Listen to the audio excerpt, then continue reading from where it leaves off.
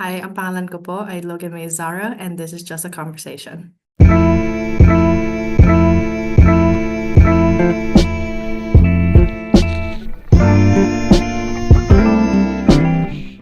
All right, first question. How Holly am I? On the range from 0 to 100, Yes. I would say you're about 80%. I'm 80% Holly. Yes. That's crazy. I'm basically local. No. See here, because local boys, right? Okay. They wear, like in Hawaii, local boys don't wear shoes. They wear flip-flops Mm-hmm. everywhere. They wear swim trunks. They're shirtless, or they wear like a really, really like Hawaiian basic type of shirt Okay. that says 808 because that's our like on our phone numbers Mm-hmm. 808. That's it, 808. A lot of So them so do. just my appearance makes me way more Holly. Yeah, Okay. yeah. And they also all a lot of the white guys there have longer hair Mm-hmm. and it's somewhat kind of bleached because of the water and the sun. Yeah. So, yeah, you're All 80%. right. Oh, what actually should have been my first question. What? How old are you? I am 24 now. Oh my God. Imagine being 24. Shut up. You're turning That's 24 too. crazy. That's so, oh my God. I can't imagine ever being that old. That's You're crazy. about to be in November, What man. was growing up like Where? from the beginning in the Philippines? What do you remember? Okay. Um, I think in the Philippines it was a lot stricter for me, just because I went to a private school and I would wake up at 4 a.m. in the morning, get ready. My mom would pack up all that lunches and all of that stuff, and then we have to head out at 6 a.m. in the morning. And then it takes about 2 to 3 hours to get to my school, which is crazy. That Why was did it so take so far long? away. Because you were just far away from it? Yeah, because it's a higher level private school. It's Mm-hmm. a very Catholic private school. And the schools that we had in the area where I lived, they're like public schools where, how do I say this, lower financial students goes. Mm-hmm. I would be classified more in the middle class in the Philippines because we had maids, we had all of that. We were able to pay for maids when I was growing up. Um, and I think how to say this, I had to take a bunch of exams, which is why my family and I got into that private school because you have to be at a certain level Mm-hmm. to be able to make it in. So it was a lot stricter. I studied like from 8 a.m. to 3 p.m. we had school. And then I had extra classes. What were the extra classes?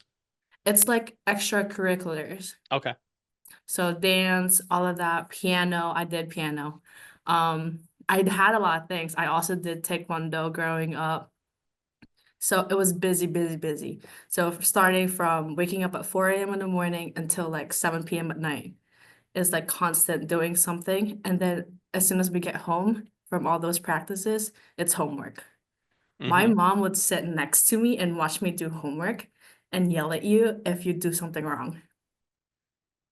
So my siblings did not grow up like that because they grew up basically in America. So it was Mm-hmm. just me and Lois that remembers all of that, which is nuts. So Philippines was very strict, but it was a lot of fun too because I would sneak out and then go up in the mountain and then catch beetles. So it's not even a lie. I would go up on the trees and catch beetles. Um, it was fun. I do love Christmases in the Philippines. I miss it so much. In Hawaii, it's a little bit different. When'd you move It to was Hawaii? we moved when I was 11. Okay. Yeah, this November of 2011, we moved. It was like already halfway through the school year in America. And I joined in not knowing English, by the way.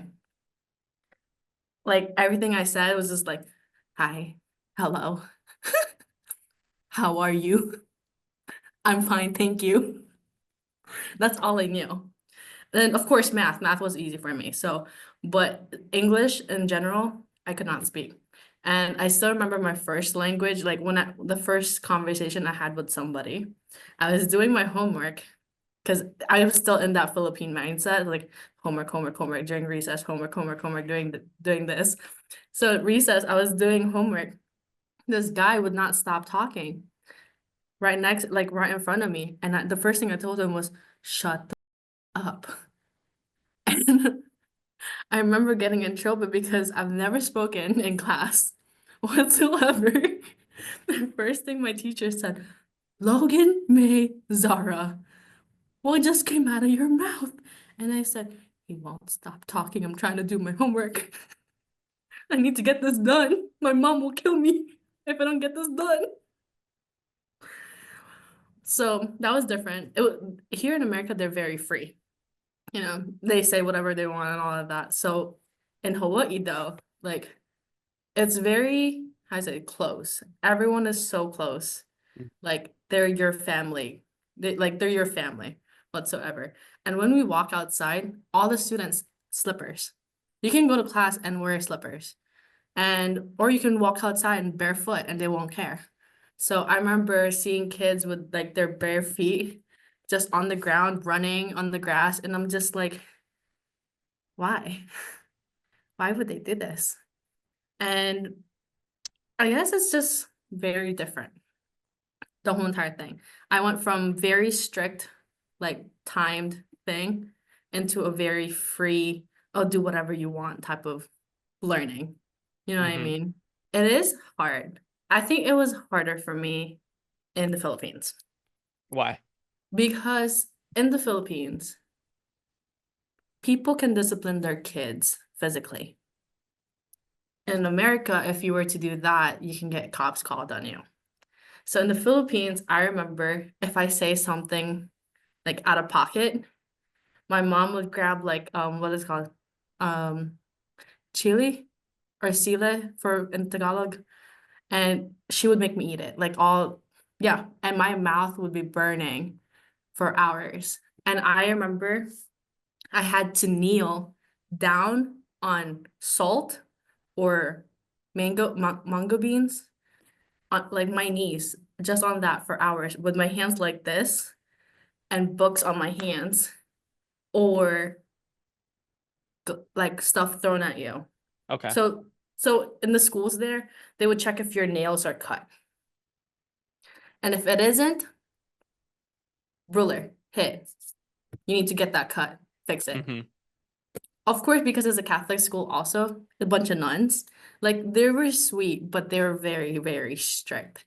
So, and if you get caught lying and all of that, of course, you're gonna get hit on the bum or something on your butt.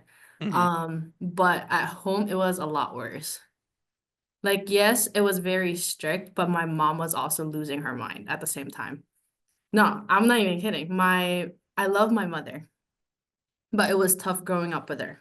Mm-hmm. It was very, very tough. She was young, she was in her 20s. She would go party. So at the same time of us like having a strict schedule, I also had to take care of my siblings emotionally.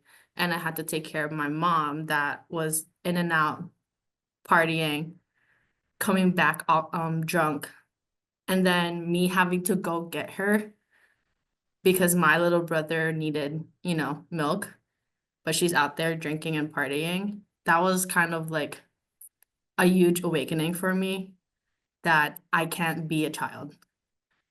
That's why it was very weird to me when I was in America, when we moved, my mom had to change her like behaviors and stuff. Because now, oh, she's living with my dad.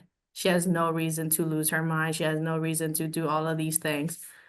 Now she is like, oh, I have my partner and all of that.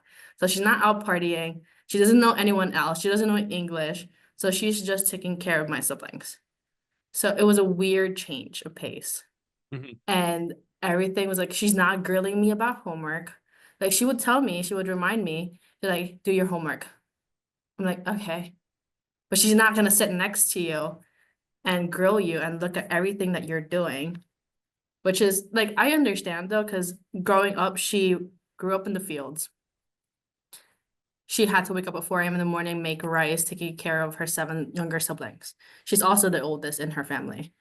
And she didn't get to go to college. She's at 19, she got pregnant.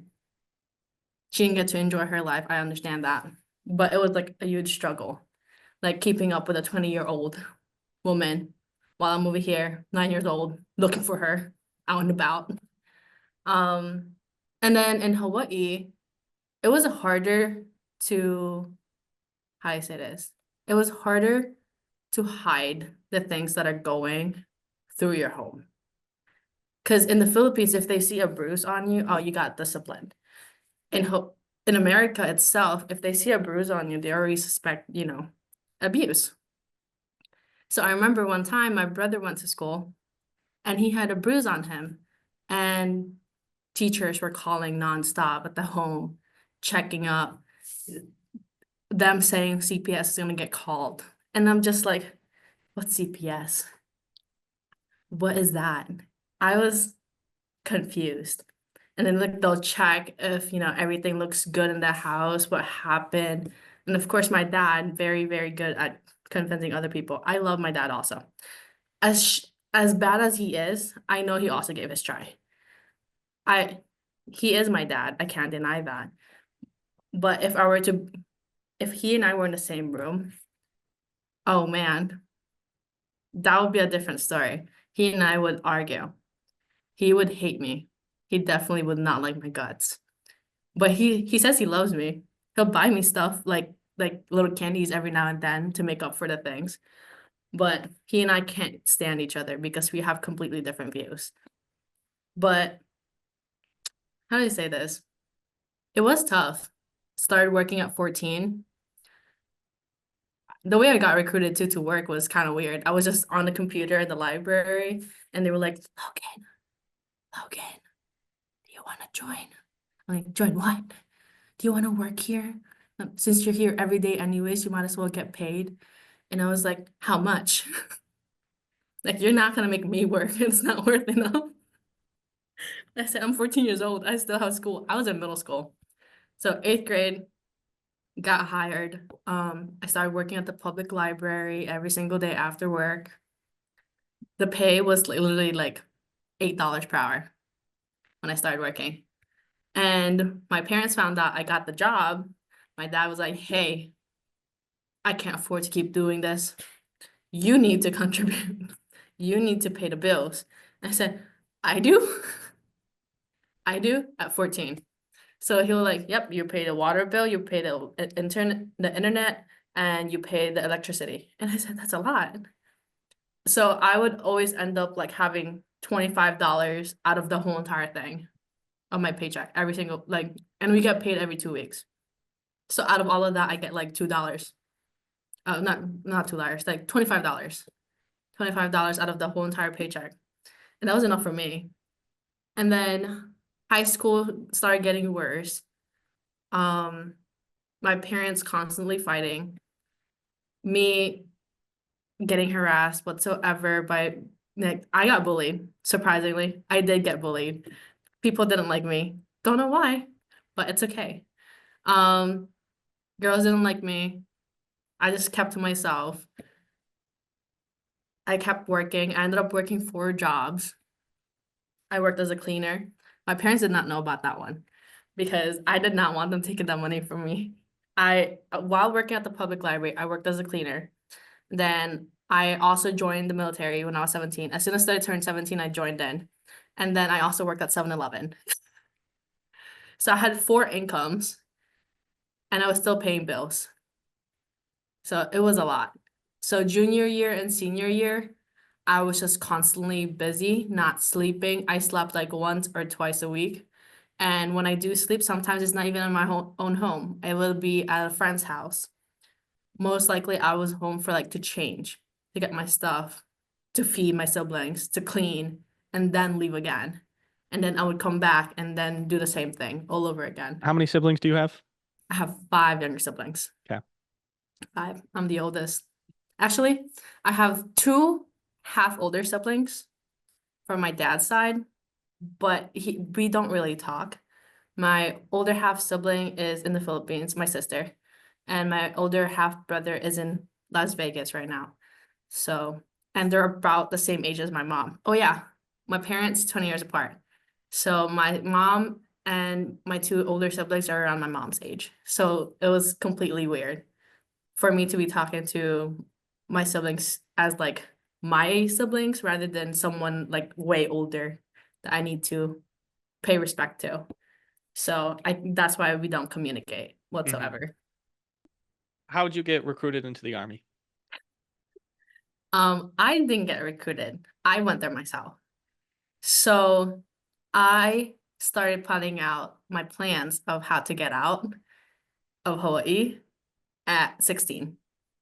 So at 16, I started talking to a bunch of my teachers, like, hey, what should I do? So they were giving me a bunch of options. And one of the options was being in the military. So my family, all my cousins, well, most of my cousins went to the military and it was big, but none of the women wants to go. And they talked to me about benefits and all of that stuff. And it got me thinking, if I'm getting all these benefits, it's gonna help me pay for school. It's gonna help me get money like every single month while I'm in school. And I said, why not? That sounds like a good deal. And I wanted to join the Air Force. Then I found out Air Force does not give you the option at the time. Air Force did not give you the option to join in at, while you're a student, 17 years old, junior in high school, didn't give you the option. And then Army, I searched up Army and Army gave you that program. So they had the split ops program. So while you're a junior year in high school, you're drilling with, getting trained and all of that, and then you go to basic training. And then after basic training, you go back to school for your senior year. Then after senior year, then you go to your job training, which is your MOS, AIT, all of that. Tech school for other, branches. And then you do that. And then after that, you can be active duty, you can be reserves, guard, and all of that. So that's why I joined the Army. I literally went straight to the recruiter and as soon as I turned 17, the 2 days after I turned 17, I said, hey, I'm 17. I want to do this, and this is the plan. What's the job that you can give me the most money? That's literally what I told them. And they said, okay, what's your ASVAB score? And I told them, what's the ASVAB? And they said, you have to take the ASVAB. I was like, okay, let me take it right now. So I took it, got a 70 something, which qualified me for a lot of jobs. Because if the lower your ASVAB score is, the less options you have. So the higher you are, you have more options. So all of my cousins too also scored very, very high on the ASVAB. So I was like, if they can do it, I can do it. It was the big deal. So I got the job that I wanted, which is mortuary affairs specialist. I handled human remains. I thought that was very interesting. So depressing. Love it. I love doing the jobs that other people don't want to do. I think it's just very interesting. And then I got to learn the job, and I'm just like, you know what? No one else gets to do this. But that means I get to bring home the soldiers, the family that these people are looking for. So I said, I'll do it. I did enjoy that job. I love like being around my people. I like the structure. I like giving commands. I'm not gonna lie. I they had me as a team leader for my little platoon, and I said, you know what? I love this. I did not want to get out, but in the army, I did get hurt.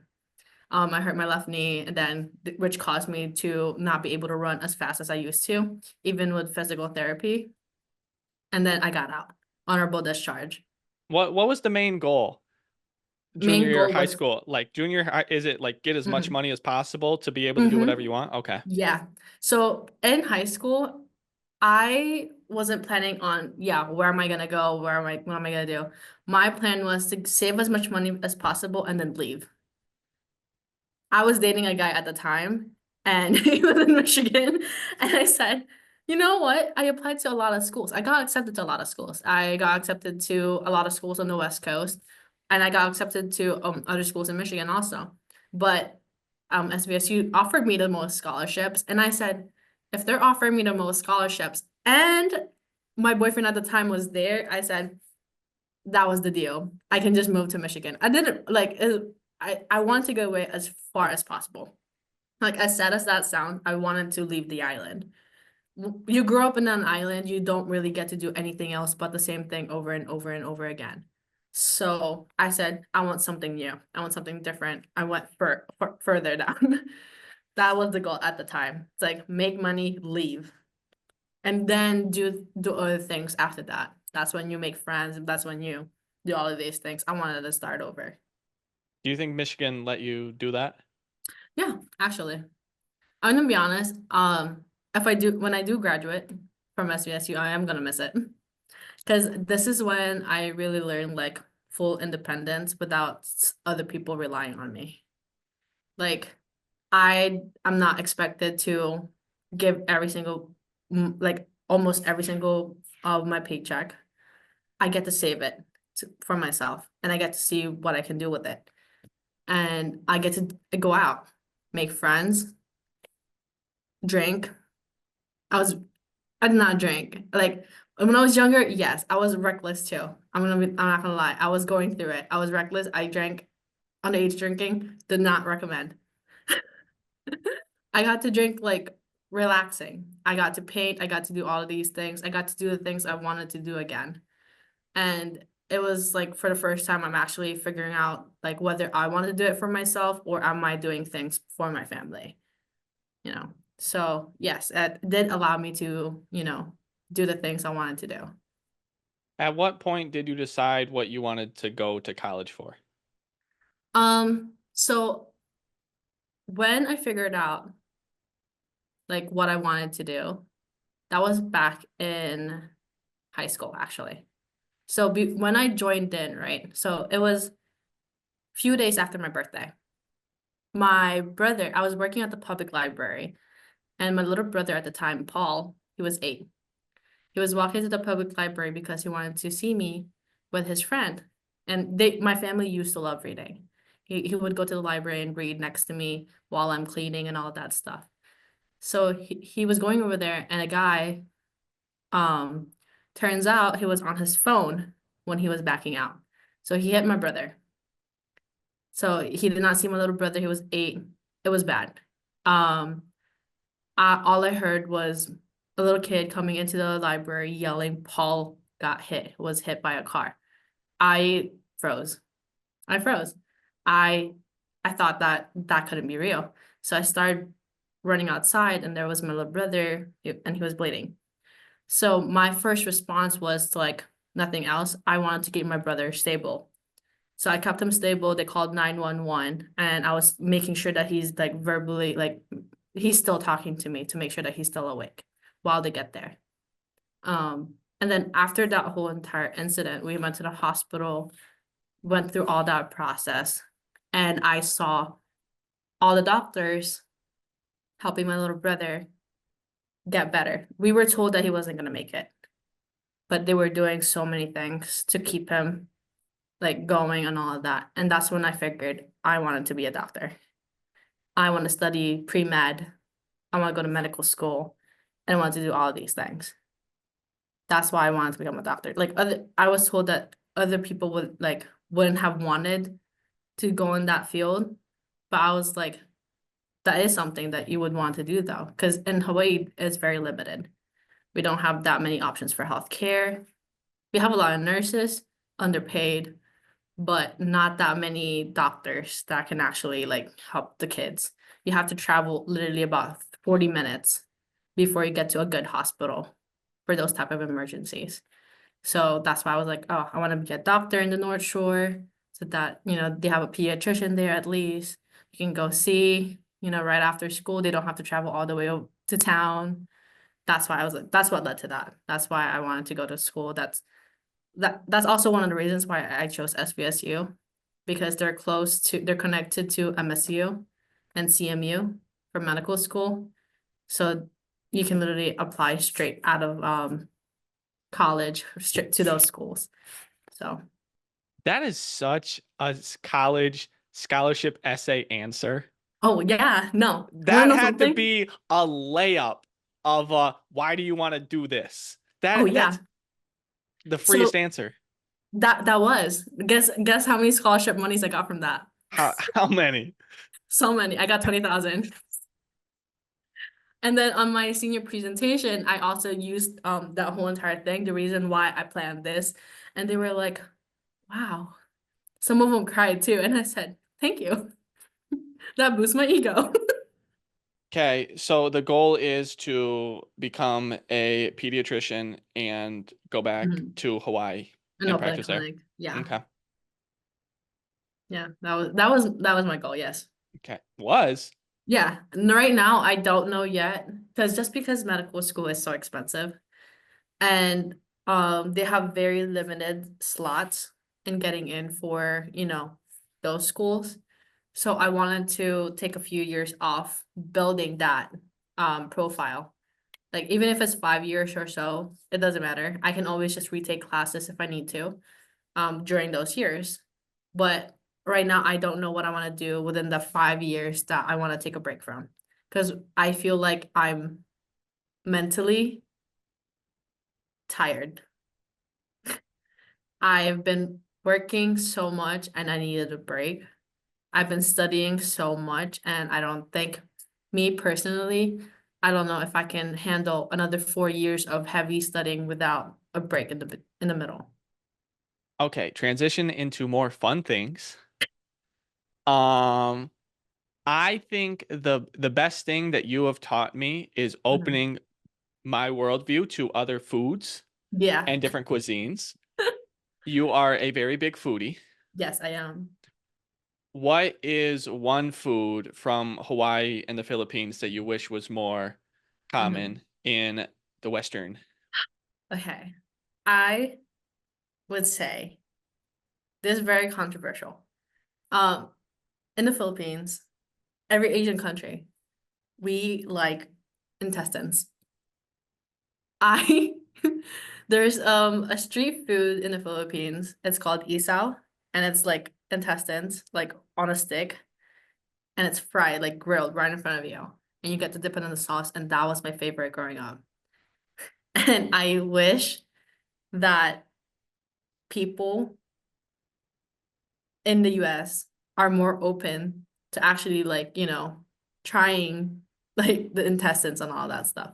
Because liver, like liver, they offer iron and all that. And you're also using up every single part of the animal rather than just wasting it. So that's my view on like that's what I want in the future for you. In the Okay, future. okay. Not right What do you now. what I do don't you think you're think ready. is the easiest transition to someone who does not know that culture or food? What is the first step that they should take to get themselves like, well, that was pretty good. Let me go a little further. I would say it's most likely the desserts. I think the desserts in the Philippines are easier to transition to, and then that's when you'll be more open to trying the other ones like that are kind of scary. So like how do I say this? Conchinta, which is like uh sticky rice, like mochi. Somewhat similar, but different, like smoother texture for me. I like it better. And to have it it looks like a cupcake, a flat cupcake. It looks like that and have different colors. And I think that would be an easier transition compared to like intestines. So, or I would say chicken adobo. Chicken adobo is very, very simple and everyone likes it. Okay. I have never met anybody that I've cooked chicken adobo for that did not like it. My very favorite Filipino food though, Bicol Express, which is like, my mom is from Bicol and it's one of their like original like main cuisines. I freaking love it. You can make it as spicy as you can or mild as you can. So it's perfect for people that are not used to like the spiciness. Perfect. In Hawaii though, I would say maybe loco moco, which is rice. It's like a burger patty and then egg on top, and then the sauce. So that would be like an easier transition just because there's eggs in a patty and then, you know. So yeah, loco moco for Americans that has never tried it. Why in America is Hawaiian style just adding pineapple to stuff? That's very interesting, actually. Um, I think it's just because Hawaii had the biggest, like one of the biggest pineapple, community like back then, where they grew pineapples and they sold it to the mainland and all of that. That's probably why they think that adding pineapple just makes it Hawaiian, like Hawaiian pizza. So that's not culturally accurate. No, no. Okay. If someone were to take a vacation in Hawaii, Mhm. Yes. what's the top thing that person should do? Top thing that that person should do first before going would be learning. Because every time I go home, a lot of tourists there just kind of expects that everyone will get cater to them. Like, understand, like you don't know how the whole entire thing works, but because it's another state, they think that it's okay to move rocks, to throw things at people, to go on ponds that are considered sacred and swim in it. Educate themselves. Like respect the land, learn from the people. If you stay in one area, like for example, Waikiki, Honolulu, you're not seeing much of Hawaii. You're not seeing the culture, you're not stepping into the culture, you're not, you know, educating yourself a lot further. You'll see like the coconut bras and the straw, like little hula skirt. That's what you'll see. Not the dance itself, not the hula dance, not the language, not the food. Um, I always tell people just educate yourself. Which do you consider home? That's a tough question, actually. See, like whenever I think of home, it's kind of mixed. Because now most of my memories are of Hawaii. Because I don't remember much of the Philippines anymore. I remember bits and pieces of what I went through, right? And what happened. But in Hawaii, that's when I really like grew up into the person I am today. So I would say I consider Hawaii more my home compared to the Philippines. But at the same time, I still do miss Philippines because I remember, you know, still being a child and getting street food outside with a couple of pesos and then bringing it back home and sharing it with my siblings. I still remember that. But I would say Hawaii is my home. Uh, I want to use this platform mainly as a space for Mhm. me to have conversations. So I want to say thank you Of for course. being my friend.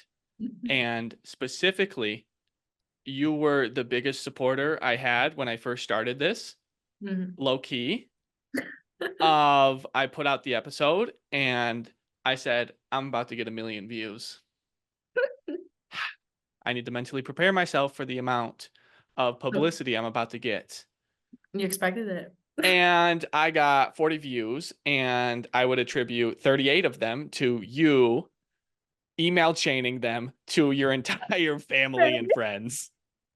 So I just want to say thank you for that Of support. course. Yeah, gotta support my friend, you know?